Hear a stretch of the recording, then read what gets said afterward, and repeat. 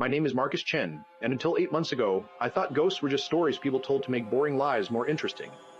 I was wrong. Dead wrong. It was September 2022 when I started working the graveyard shift at the 7-Eleven on Maple and 3rd. The pay wasn't great, but after 2 years of pandemic chaos had dried up my freelance design work, I needed something stable, something predictable. Night shift paid an extra $2 an hour, and with a baby on the way, I couldn't afford to be picky. What I didn't know was that this particular 7-Eleven had a history. The manager, Eddie, mentioned it during my first week. Casual, like he was talking about the weather. Oh yeah, someone died here back in the 90s. Heart attack by the Slurpee machine. Sometimes the lights flicker, don't worry about it. He laughed. I laughed. I laughed. Neither of us meant it.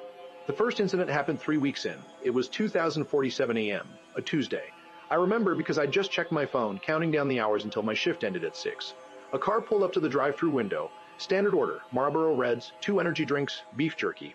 But as I handed the items through the window, I saw him in my peripheral vision. A man, standing just outside the frame of the window, perfectly still, wearing what looked like a gray uniform shirt. Your friend need anything? I asked the driver. The driver, a woman in her 40s, looked at me confused. What friend? I pointed. The guy right there. She turned, looked exactly where I was pointing. There's nobody there, Han. I looked again. Empty. Just the glow of the parking lot lights on wet asphalt. My skin went cold. Sorry, I mumbled. Long shift. She drove off, but I stood there for 5 minutes, staring at that spot. The fluorescent lights hummed. The coolers rattled. And somewhere in the back of the store, I heard footsteps. The restroom incident came next. Week 5. I was mopping the men's room around 3:15 a.m. when the motion sensor paper towel dispenser started going off. Once. Twice. 7 times in a row. The toilet in the stall flushed by itself. Then the lights cut out completely. I'm not ashamed to say I ran. I left the mop, the bucket, everything, and didn't go back in there until the sun came up. My co-worker Sarah, who worked weekends, told me her story the following Saturday. You've seen him too, haven't you? She said, eyes wide. The gray shirt guy? I nodded slowly. He shows up in the freezer sometimes, she continued. I was restocking ice cream 2 months ago, and when I turned around, he was standing in the doorway, not blocking it. Just standing, watching. When I screamed, he was gone. Eddie later admitted that 3 people had quit the graveyard shift in the past year. They just stopped showing up, he said. Wouldn't return my calls. One guy left his uniform in a bag by the door with a note that just said, I can't. But I had a family to feed. I had hospital bills coming. I couldn't afford to quit over some ghost, so I stayed. That was my first mistake. The worst night was in early November. I was restocking cigarettes behind the counter when I heard the door chime. I called out, be right with you, and finished what I was doing. When I turned around, I saw myself, not a reflection, not a trick of the light, me. Standing by the coffee machine, same uniform, same tired expression, same scar on my left eyebrow from a childhood bike accident. He, or it, or whatever, looked at me with hollow eyes and raised one hand, not waving, pointing, at the stockroom. I felt my bladder nearly give out. No, I whispered, no, no, no. The thing wearing my face smiled, not a happy smile, a knowing one. Then it walked toward the stockroom, and disappeared through the closed door. I called my grandmother at 3 a.m.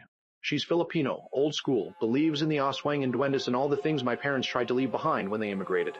She didn't ask questions, just said, don't move, I'm coming. She arrived with 3 of her church friends carrying blessed salt, holy water, and some kind of oil that smelled like sandalwood and something older.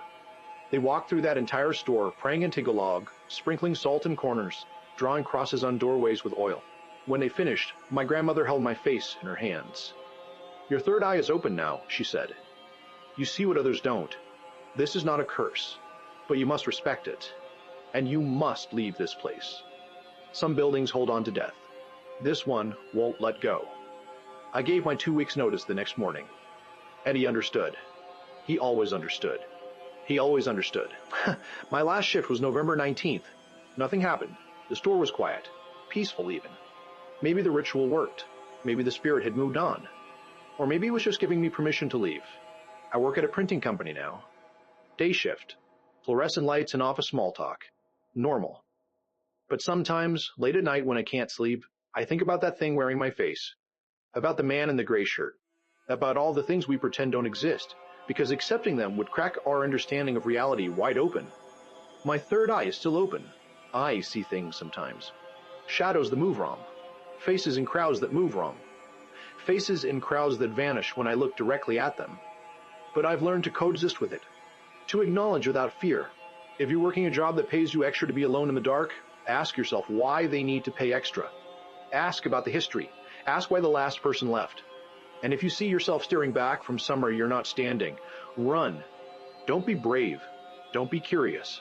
Just run. Some places are hungry, and they'll wear whatever face they need to keep you there.